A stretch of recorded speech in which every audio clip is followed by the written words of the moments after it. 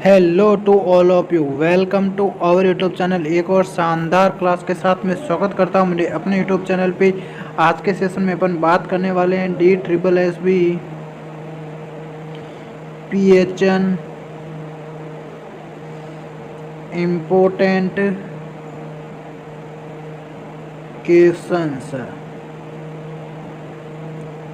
जो कि DSSB में प्रीवियस ईयर में क्वेश्चन पूछे गए थे, जो हाल ही में एग्ज़ाम हुए हैं उनमें पूछा गए क्वेश्चंस को अपन डील कर रहे हैं। क्योंकि जो DSSB ने पूछा है वो आपके PHN में भी इम्पोर्टेंट देखने को मिलेंगे क्वेश्चन। इससे आपको आइडिया भी लग जाएगा और इम्पोर्टेंट क्वेश्चंस भी आपके लिए एक बेनिफिट की तरह काम करेंगे ये क्वेश्चन। तो लास्ट तक ज़रूर बने रहेगा, सेशन बहुत शानदार रहने वाला है। अगर आपने अभी तक मेरे चैनल को सब्सक्राइब नहीं किया है सो प्लीज़ सब्सक्राइब करें और प्रेस बेल आइकन को क्या कर देना, ऑन ज़रूर कर देना, जिससे मेरी लेटेस्ट क्लास आपके पास में जल्द से जल्द पहुंच सकेगी। और एक प्यारी सी कमेंट ज़रूर करके बता देना ये आपको कंटेंट कैसा लग रहा है, जिससे मेरे को मोटिवेशन मिलेगा आपके लिए। मैं इससे शानदार क्वेश्चन आपके सामने मैं लेके आऊँगा। तो अपने मैक्सिमम स्टूडेंट के साथ में एक बार ये सेशन शेयर ज़रूर कर देना। अपन ने पिछले सेशन 2 इसके ले लिए हैं, 40 क्वेश्चन अपन ने कवर कर लिए हैं। सेक्शन ए और सेक्शन बी, मतलब उसमें भी 20 क्वेश्चन किए थे सेक्शन ए में भी 20 क्वेश्चन, और थर्ड ये सेशन अपना रहने वाला है, इसमें भी अपन 20 क्वेश्चन करेंगे। तो आज अपने टोटल क्वेश्चन हो जाएंगे 60 हो जाएंगे। पीछे अपने 40 क्वेश्चन बचे हैं, उनको अपन 2 सेशन लेके साथ में क्लियर कर देंगे। तो अपने 200 क्वेश्चन पूरे के पूरे कंप्लीट हो जाएंगे। और एक इसके लिए मैंने 2 पूरा के पूरे PHN का था, PYQ था 2015 का 19 का, उसको भी अपन ने डील कर लिया है 200 क्वेश्चन। और मैथ्स की क्लास आपके PHN के लिए बहुत हेल्पफुल रहने वाली हैं। अगर ये आप क्लास मेरी देखते हो पूरी की पूरी लास्ट तक बने रह कर ये क्लास आप देखते हो और कंटिन्यू वॉचिंग करोगे, अपने नोट्स के साथ में ऐड करोगे, तो आपको बिल्कुल PHN में क्या मिलेगा, फ़ायदा मिलेगा। तो एक बार इस सेशन को अपने मैक्सिमम स्टूडेंट्स, मैक्सिमम ग्रुप्स के साथ में शेयर ज़रूर कर देना। तो स्टार्ट करते हैं। फर्स्ट क्वेश्चन है अपना question number 1, what is the correct place to fix the transducer to monitor central venous pressure.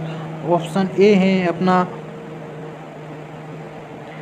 स्टेर्नोक्लेडोमास्टोइड muscle, option B है अब्स पॉइंट, ऑप्शन सी है second intercostal space, option D है phlebostatic axis. What is the correct placement to fix the transducer to monitor central venous pressure. CVP को monitor करने के लिए आपका जो transducer होगा उसको अपन कैसे प्लेस करेंगे, कहाँ पे जो आपका फेलेबोस्टेटिक होगा ना एक्सिस, उसमें अपन क्या करेंगे, अपने जो भी ट्रांसड्यूसर होगा उसको प्लेस करेंगे। तो फोर्थ ऑप्शन यहाँ पे करेक्ट रहेगा, डी ऑप्शन यहाँ पे आपका बिल्कुल करेक्ट रहने वाला है। नेक्स्ट क्वेश्चन है second,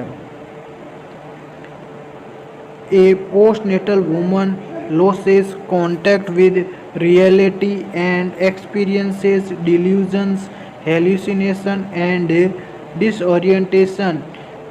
The nurse recognizes that these manifestations are due to, option ए है अपना पोस्टमार्टम हेमरेज, ऑप्शन बी है borderline personality disorder, option C है पोस्टमार्टम ब्लूज, ऑप्शन डी है पोस्टमार्टम साइकोसिस। Which option is the correct answer. तो यहाँ पे आपको डायरेक्ट इंडिकेट कर रहा है, देखो, woman loss contact with reality and experience delusions और हेल्यूसिनेशन एंड डिसओरिएंटेशन उस पेशेंट को देखने को मिल रहा है। तो ये मैनिफेस्टेशंस आपके किसके होंगे, तो पोस्टमार्टम साइकोसिस के ये देखने को मिलेंगे। पोस्टमार्टम साइकोसिस में देखो डिप्रेशन होगा, हेल्यूसिनेशन देखने को मिलेगा। डायरेक्ट अगर हेल्यूसिनेशन आ जाए, डिल्यूजन आ जाए तो उसको आप पोस्टमार्टम साइकोसिस बोलोगे, वरना ये आपका पोस्टमार्टम ब्लूज होगा। तो यहाँ पे डी ऑप्शन बिल्कुल करेक्ट रहेगा। नेक्स्ट क्वेश्चन है third, which of the following is a primary factor that contributes to health disparities. Option ए है अपना the health for all movement, option B है socio economic status, option C है altitude of health care provider, option D है standardise treatment protocol. Which option is the correct answer. तो आप यहाँ से indicate कर सकते हैं कि विच of the following is a primary factor that contributes to health disparities. जो हेल्थ डिस्पैरिटीज होता है तो उनमें ये जो प्राइमरी फैक्टर है उसको ये अफेक्ट करता है या कंट्रीब्यूट करता है उसमें। तो ये आपका सोशियो इकोनॉमिक स्टेटस होता है, वो ये इंडिकेट करवाता है। ऑप्शन यहाँ पे बी आपका बिल्कुल करेक्ट रहेगा। नेक्स्ट क्वेश्चन है four, which of the following is the chief clinical manifestation that a nurse would expect to note in the early stages of cataract formation. Which option is the right answer. Option ए है floating spots, option B eye pain, option C diplopia, option D है आपका blood vision. देखो cataract में सबको पता होगा blood vision, option D यहाँ पे आपका बिल्कुल करेक्ट रहेगा। फोर्थ ऑप्शन राइट रहेगा। नेक्स्ट क्वेश्चन है fifth,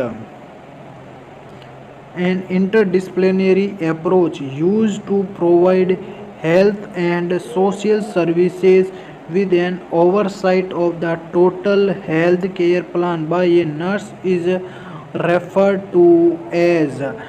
option A preventive care, option B curative care, option C primary care और ऑप्शन डी है holistic care. Which option is the correct answer. यहाँ पे देखो कहा गया है provide health and social services, provide करवाना एक टोटल हेल्थ केयर प्लान पे बाय नर्स के द्वारा। तो ये कंडीशन आपकी होलिस्टिक केयर कहलाएगी। एंड ऑफ लाइफ केयर होती है ना, होलिस्टिक केयर यहाँ पे आपका बिल्कुल राइट रहेगा। ऑप्शन डी यहाँ पे राइट रहेगा। नेक्स्ट क्वेश्चन है question number 6, in which of the following conditions does bleeding occur in the cerebral lobes, basal ganglia, thalamus and brain stem। देखो क्वेश्चन डायरेक्ट कह रहा है कि ब्लीडिंग हो रही है कहाँ से, सेरेब्रल लोब्स में ब्लीडिंग हो रही है, बेसल गैंग्लिया से ब्लीडिंग हो रही है और थैलेमस से ब्लीडिंग हो रही है और ब्रेन स्टेम से ब्लीडिंग हो रही है। तो ये किस कंडीशन को इंडिकेट कर रहेगा। ऑप्शन ए है आपका subdural haemorrhage, option B epidural haemorrhage, option C है सब एरेक्नोइड हेमरेज और ऑप्शन डी है इंट्रासेरेब्रल हेमरेज। तो ये सभी को पता है अंदर हो रहा है, तो इसको अपन क्या बोलेंगे, अंदर होना। कौन सी कंडीशन को इंडिकेट करेगा आपके, इंट्रासेरेब्रल हेमरेज। तो आपका डी ऑप्शन यहाँ पे बिल्कुल करेक्ट रहेगा। नेक्स्ट क्वेश्चन की ओर बढ़ते हैं। क्वेश्चन नंबर 7 है which of the following is a characteristic of a lesion associated with psoriasis. Option A oily and moist skin, option B clear thin nail beds, option C silvery white scaly patches और option D है red purplish scaly lesion. देखो psoriasis में कौन सी condition देखने को मिलती है, उसके साइन सिम्टम देखने को मिलते हैं। देखो सिल्वेरी वाइट स्केली पैचेज आपके सोरियासिस में देखने को मिलती हैं। ऑप्शन यहाँ पे आपका सी करेक्ट रहेगा। नेक्स्ट क्वेश्चन है अपना 8, a nurse is demonstrating a biochemical reaction by the phenylalanine deaminase test या deaminase test. The test will show positive by the detection of colour. तो कलर कैसा आपका देखने को मिलेगा, पिंकिश रेड, ग्रीन, येलो और रेड। तो इसमें आपका कलर कैसा देखने को मिलेगा, आपका कलर देखने को मिलेगा ग्रीन कलर जब देखने को मिलेगा तो वो कंडीशन आपके लिए क्या रहेगी, वो कंडीशन आपके पॉजिटिव टेस्ट को क्या करेगी, इंडिकेट करेगी। तो वो पॉजिटिव टेस्ट को इंडिकेट करेगी। देखो ये nurse is demonstrating a biochemical reaction by the phenylalanine deaminase test. तो एक बायोकेमिकल रिएक्शन करने के लिए नर्स क्या कर रही है, फिनाइलेनिन डीएमिनेज टेस्ट को परफॉर्म कर रही हैं। The test will show positive by the detection of green colour. अगर आपका टेस्ट पॉजिटिव शो कर रहा है तो आपका वो कलर कैसा दिखेगा, ग्रीन कलर दिखेगा। ऑप्शन बी यहाँ पे आपका बिल्कुल करेक्ट रहेगा। नेक्स्ट क्वेश्चन है question number 9, which of the following atypical antipsychotic medication is used in the treatment of psychotic symptoms. Option A chlorpromazine, option B lithium, option C risperidone, option D haloperidol. Which option is the correct answer. तो ये तो आपको पता ही होगा, risperidone. देखो which of the following atypical, जो atypical का पूछा गया है, antipsychotic medication is used in the treatment of psychotic symptoms. तो एटिपिकल आप बोल सकते हो रेस्पेरिडोन। यहाँ पे आपका ऑप्शन सी बिल्कुल करेक्ट रहेगा। नेक्स्ट क्वेश्चन है question number 10, which of the following is the primary mechanism behind the development of oedema in burn patient. देखो एडिमा ये अपन बोल सकते हैं ऐसा, एडिमा OEDMA। तो एडिमा किस में देखने को मिलता है, मतलब अगर बर्न पेशेंट में एडिमा देखने को मिल रहा है तो वो किसके कारण देखने को मिलेगा। ऑप्शन ए में है increase IV fluids, option B में decrease cardiac output, option C में है डिक्रीज यूरिन आउटपुट और ऑप्शन डी में है आपका इंक्रीज कैपिलरी परमिबिलिटी। देखो आपकी जो इंक्रीज होगी ना, जो कैपिलरी परमिबिलिटी इंक्रीज होगी तब ये आपके पेशेंट में एडिमा को क्या करेगा, डेवलप करेगा। पेशेंट में क्या करेगा, एडिमा को डेवलप करेगा। अगर आपका कैपिलरी परफ्यूजन, जो कैपिलरी परमिबिलिटी है वो इंक्रीज होगी। तो ऑप्शन यहाँ पे आपका डी बिल्कुल करेक्ट रहेगा। नेक्स्ट क्वेश्चन, तो वो कौन से शॉक को इंडिकेट करेगा, एनाफाइलेक्टिक शॉक को, कार्डियोजेनिक शॉक को, हाइपोवोलेमिक शॉक को या न्यूरोजेनिक शॉक को। तो ये कंडीशन आपके किस में होगी, न्यूरोजेनिक शॉक में ये देखने को मिलेगा। इनिशियली पेशेंट की स्किन क्या देखने को मिलेगी, वार्म, और आपका पेशेंट बाद में क्या चला जाएगा, हाइपोथर्मा में चला जाएगा। नेक्स्ट क्वेश्चन है 12, who among the following was the first graduate psychiatric nurse. Option A Dorothea Dix, option B Florence Nightingale, option D Hildegard Peplau और ऑप्शन डी लिंडा रिचर्ड। तो यहाँ पे क्या माना गया है कि फर्स्ट साइकेट्रिक नर्स कौन थी, फर्स्ट ग्रेजुएट साइकेट्रिक नर्स कौन थी, आपके लिंडा रिचर्ड। ऑप्शन डी यहाँ पे बिल्कुल करेक्ट रहेगा।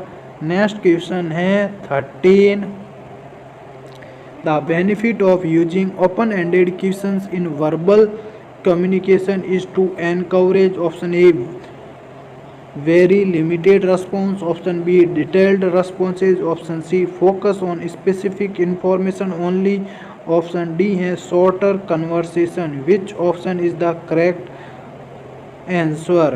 The benefit of using open-ended questions in verbal communication is to encourage detailed responses। तो ओपन एंडेड क्वेश्चन में आपका रेस्पॉन्स कैसा रहेगा, पूरे का पूरा डिटेल तरीके से आप उसको बताओगे वर्बल रेस्पॉन्स के द्वारा, वर्बल कम्युनिकेशन के द्वारा। ऑप्शन बी यहाँ पे आपका बिल्कुल करेक्ट देखने को मिलेगा। नेक्स्ट क्वेश्चन है 14, in which of the following conditions is a synthetic levothyroxine drug used in the treatment of, option A hyperthyroidism, option B hyperparathyroidism, option C hypoparathyroidism, option D hypothyroidism. Which option is the correct answer? Levothyroxine drug is used in the treatment of hypothyroid. Next question है अपना 15. A nurse posted in the antenatal OPD found that the fundal height of A pregnant woman is पाल्पेटेड at the level of G5 sternum. What may be the approximate gestational week? तो G5 process अपन बोल सकते हैं कि G5 sternum पे कितने week पे आपका जो फंडल हाइट होगी वो पाल्पेट होगी, ये कहा गया। तो फंडल हाइट को अपन पूरा का पूरा डील कर लेते हैं, बिल्कुल कभी नहीं भूल पाओगे, बिल्कुल आसान तरीके से मैं आपको बता रहा हूँ। देखो, सिम्फाइजियल प्यूबिस या सिम्फाइसिस प्यूबिस को अपन लिख देते हैं SP, सिम्फाइसिस प्यूबिस। यहाँ पे 12 वीक पे देखने को मिलता है। सिम्फाइसिस प्यूबिस पे कितने वीक पे देखने को मिलेगा? 12 वीक पे देखने को मिलेगा। नेक्स्ट आती हैं, देखो, सिम्फाइसिस प्यूबिस से ऊपर आपकी आती हैं अम्बलाइकस। अम्बलाइकस को अपन लिखते हैं 24 वीक। यहाँ पे आपका कौन सा आता है? अम्बिलाइकस। ये आपका देखने को मिलता है 24 वीक पे। अब एक आती हैं कंडीशन अम्बलाइकस से बीच में और सिम्फाइसिस प्यूबिस के, देखो बीच में आती हैं कितने वीक पे? 16 वीक पे आपकी एक फंडल हाइट आएगी 16 वीक पे सिम्फाइसिस प्यूबिस और अम्बलाइकस के बीच में। इसको बोलते हैं between symphysis pubis and umbilicus के बीच में आती हैं 16 वीक पे। अब नेक्स्ट आती हैं आपके 24 वीक से ऊपर अपन देखते हैं, एक आती है प्रोसेस आपकी अपन हैं 28 वीक पे। 28 वीक पे एक प्रोसेस आती है जिसको अपन बोलते हैं कि between G5 process and umbilicus के बीच में। जैसा जैसा ये देखो between symphysis pubis and umbilicus के बीच में देखने को मिल रहा है। जस्ट 28 वीक पे between umbilicus and G5 process के बीच में देखने को मिलती है। नेक्स्ट आता है आपका 32 वीक। नेक्स्ट इसके बाद में आता है आपका कहाँ पे? 32 वीक। ये होती हैं 1/3 below G5 process, 1/3 below G5 process और 2/3 अबोव अम्बलाइकस। देखो 1 G5 प्रोसेस से 1/3 ये तो नीचे हैं और अम्बलाइकस से 2/3 ये ऊपर हैं। नेक्स्ट इसके बाद में आती हैं 36 वीक। 36 वीक पे आपका आएगा G5 sternum. G5 sternum ST अपन बोलते हैं 36 वीक पे। क्वेश्चन में यही पूछा गया है अपन से। क्वेश्चन में क्या पूछा गया था कि G5 स्टर्नम में कितने वीक पे आपका फंडल हाइट देखने को मिलेगी या जेस्टेशनल वीक कितना होगा? 36 वीक।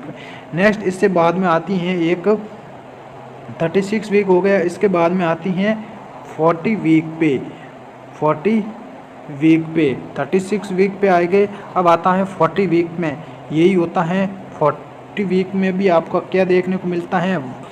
वापस ये फंडल हाइट नीचे आने लगती हैं 40 वीक में। जो 32 वीक में देखने को मिला था वैसा ही वैसा आपका 40 वीक में देखने को मिलेगा। 32 वीक में क्या देखने को मिलेगा? 1/3 बिलो G5 प्रोसेस और 2/3 अबोव अम्बलाइकस से 40 वीक में भी ये देखने को मिलेगा। तो 30 वीक में अपन को सिम्फाइजियल फंडल हाइट देखने को मिली है G5 स्टर्नम की। तो यहाँ पे आपका आंसर कितना कौन सा राइट रहेगा?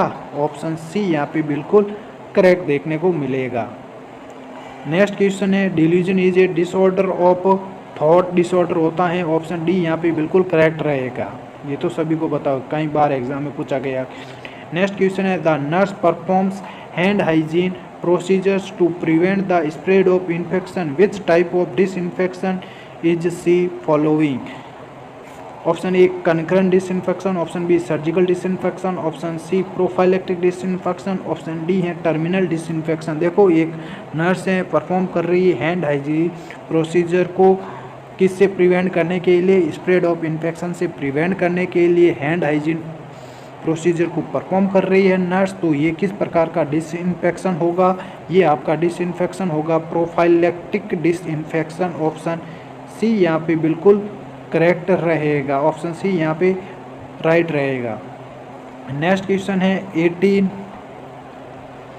Most important question, during the assessment of pelvic grip in abdominal palpation the nurse recognises that the head is big, not engaged, and the cephalic prominence is felt on the side toward which the back lies. The nurse recognizes the presentation to option A shoulder, option B face, option C vertex, option D breech. तो ये किस प्रकार का presentation होगा, देखो इसमें देखने को मिल रहा है एब्डोमिनल पाल्पेट कर रही है, एक नर्स कर रही है पेल्विक ग्रिप पे, जहाँ पे नर्स को पता चलता है हेड यहाँ क्या देखने को मिल रहा है, बिग देखने को मिल रहा है, नॉट एंगेज्ड है, और सेफालिक प्रोमिनेंस देखने को मिल रहा है, मतलब सेफालिक प्रेजेंटेशन देखने को मिल रहा है कहाँ पे, साइड टूवर्ड्स, साइड में देखने को मिल रहा है, साइड टूवर्ड्स देखने को मिल रहा है। तो ये किस प्रकार का, देखो साइड टूवर्ड्स में देखने को मिल रहा है, तो आपका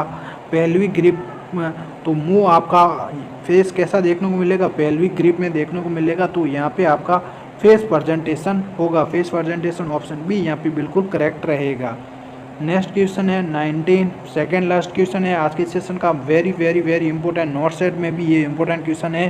the following are the signs and symptoms of obstructive sleep apnoea, OSA obstructive sleep apnoea except पूछा गया। ऑप्शन ए लाउड स्नोरिंग देखने को मिलता है ऑब्स्ट्रक्टिव स्लीप एपनिया में देखने को मिलता है, और फ्रीक्वेंट नॉक्टर्नल अवेकनिंग भी देखने को मिलता है आपके ऑब्स्ट्रक्टिव स्लीप एपनिया में। डाययूरेसिस नहीं देखने को मिलेगा, और ऑप्शन डी है आपका एक्सेसिव डे टाइम स्लीपीनेस, ये भी आपका ऑब्स्ट्रक्टिव स्लीप एपनिया में देखने को मिलेगा। तो यहाँ पे आपका राइट आंसर सी रह जाएगा, डाययूरेसिस ऑब्स्ट्रक्टिव स्लीप एपनिया में नहीं देखने को मिलेगा। आज के सेशन का लास्ट क्वेश्चन है, मोस्ट इंपोर्टेंट क्वेश्चन है, moon face with central obesity is seen in, option A Down syndrome, option B Cushing syndrome, option C है एडिसन्स डिजीज, ऑप्शन डी है टर्नर सिंड्रोम। ये भी कई बार एग्जाम में पूछा गया है, तो सभी को पता है कसिंग सिंड्रोम में moon face with central obesity देखने को मिलता है, ऑप्शन यहाँ पे बी करेक्ट रहेगा। तो आज के सेशन में अपन ने एक सेशन पूरा कर लिया क्लियर, तो एक बार सेशन को दोस्तों के साथ में शेयर जरूर कर देना। Thank you. तो